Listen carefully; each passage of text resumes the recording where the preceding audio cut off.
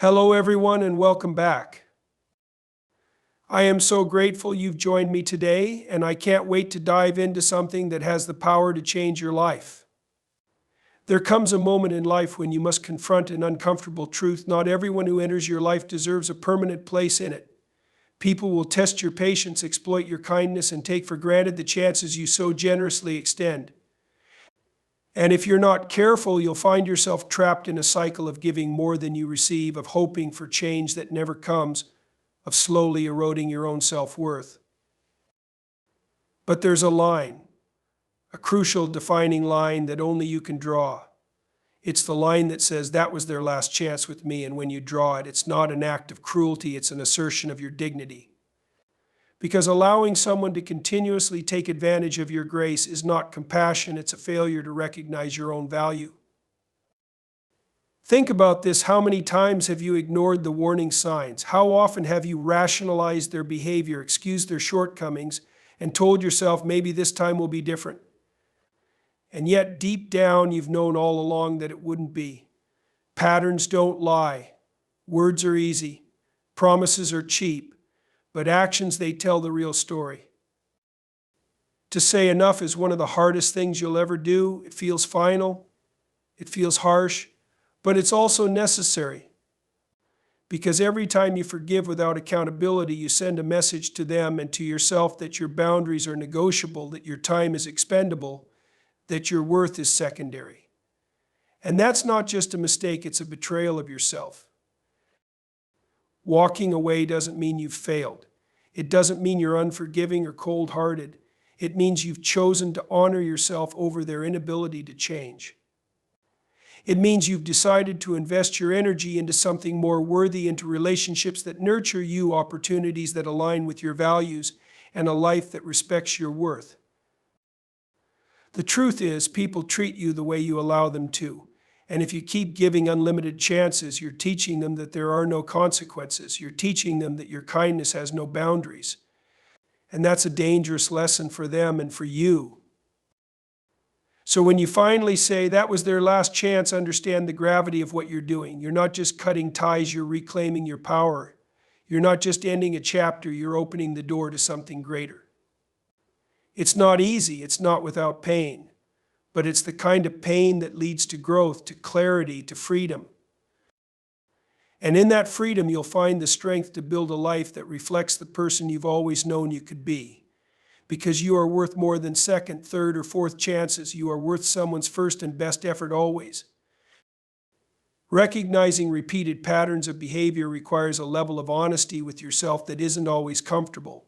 It's about paying attention to actions, not words, and noticing the recurring themes in how someone treats you.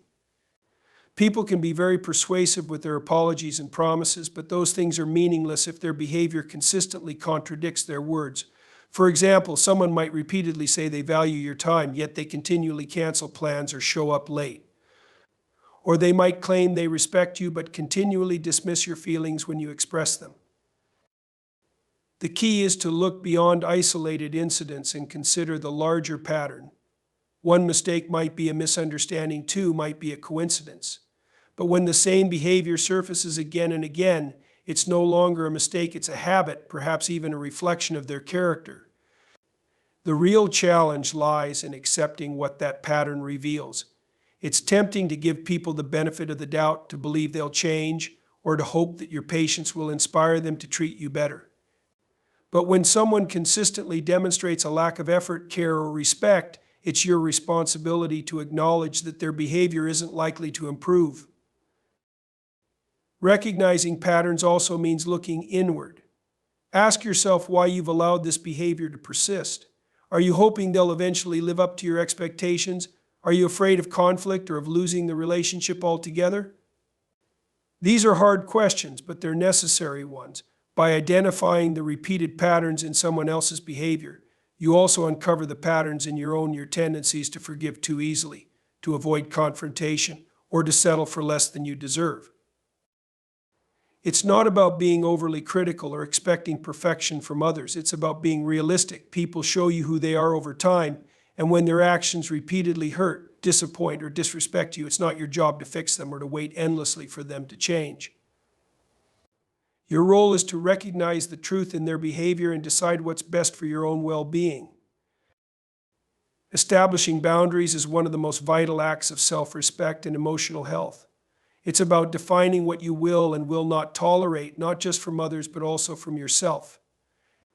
Boundaries are not walls meant to shut people out. They are guidelines that protect your well-being, your time, and your energy. They tell others how you expect to be treated and what behavior is unacceptable. Without clear boundaries, you risk becoming overextended, resentful, and emotionally drained. The first step in setting boundaries is understanding your own needs and values. Ask yourself, what makes me feel respected? What behaviors leave me feeling hurt or diminished? When you clarify these answers, you create a foundation for the limits you need to set. For example, if constant interruptions during your personal time make you feel undervalued, it's essential to communicate that your time is not freely available at all hours. Communicating boundaries can feel intimidating, especially if you're not used to asserting yourself. There's a fear of being seen as difficult or unkind, but expressing your limits is neither of those things. It's a way of preserving your dignity and ensuring your relationships remain balanced and healthy. When you communicate a boundary, it's important to be clear, firm, and calm. For instance, instead of saying, "I don't like when you do that," you might say, "I need you to respect my time by not showing up unannounced." This eliminates ambiguity and sets an expectation. What many people struggle with is the enforcement of boundaries. Setting a boundary is only half the work, the other half is maintaining it.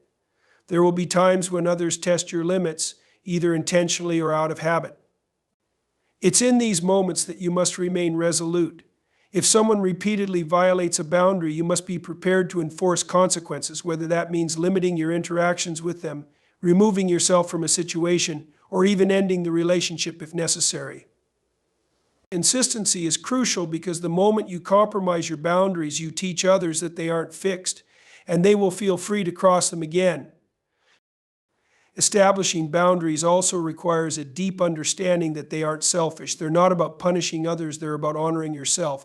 Healthy boundaries actually improve relationships because they prevent resentment and ensure that interactions are based on mutual respect. When you value yourself enough to set clear limits, you encourage others to do the same, creating a dynamic where everyone's needs are acknowledged and respected. Ultimately, boundaries are an act of self-love. They show that you care about your own emotional well-being enough to protect it, even when it's uncomfortable. And while not everyone will appreciate or respect your boundaries, the people who genuinely value you will understand them, and they will make the effort to honor them.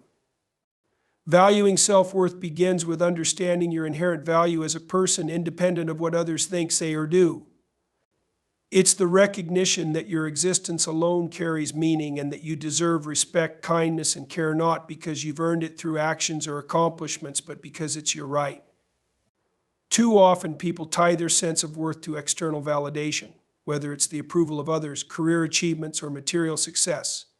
While these things can be rewarding, they are fleeting and unreliable sources of self-worth. True self-worth comes from within, rooted in an unwavering belief that you are enough, just as you are. Learning to value yourself means taking the time to understand who you are at your core.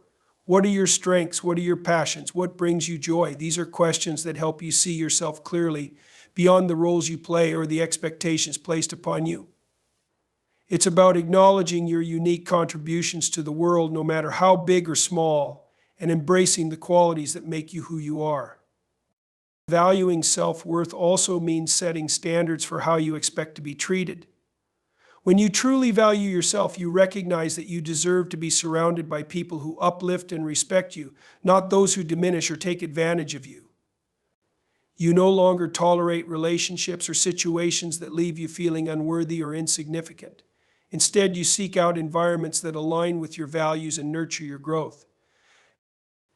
This doesn't mean arrogance or entitlement. It means having a quiet confidence that doesn't waver in the face of rejection, failure, or criticism.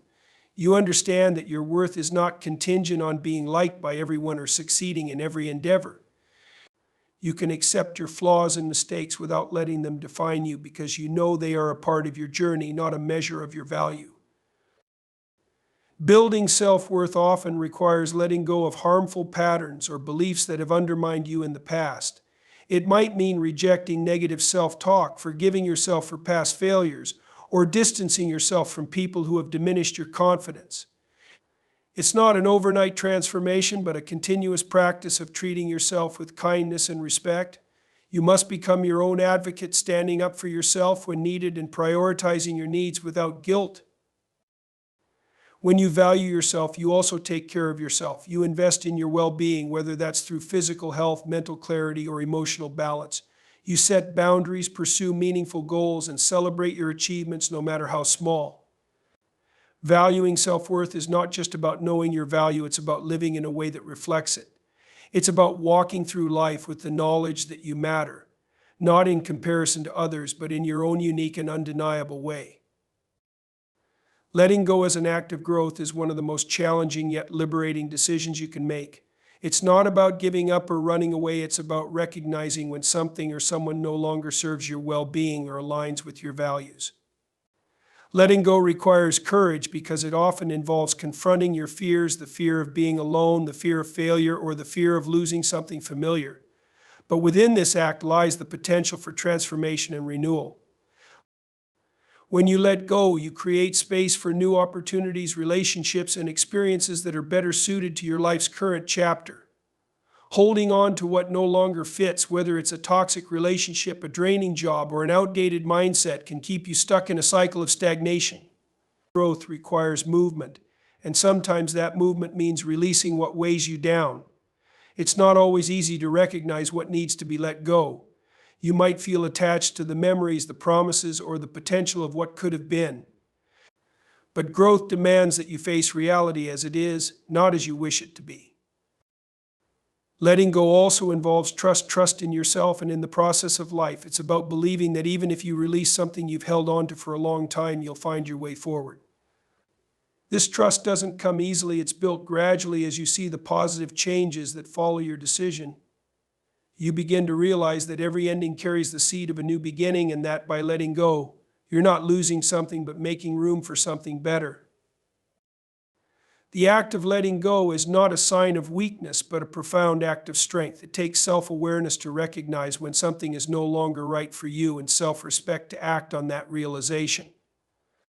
It's not about blaming others or dwelling on what went wrong. Instead, it's about accepting the lessons that experience has brought you and using them to grow into a wiser, stronger version of yourself. Embracing growth through letting go also requires compassion for yourself and for others.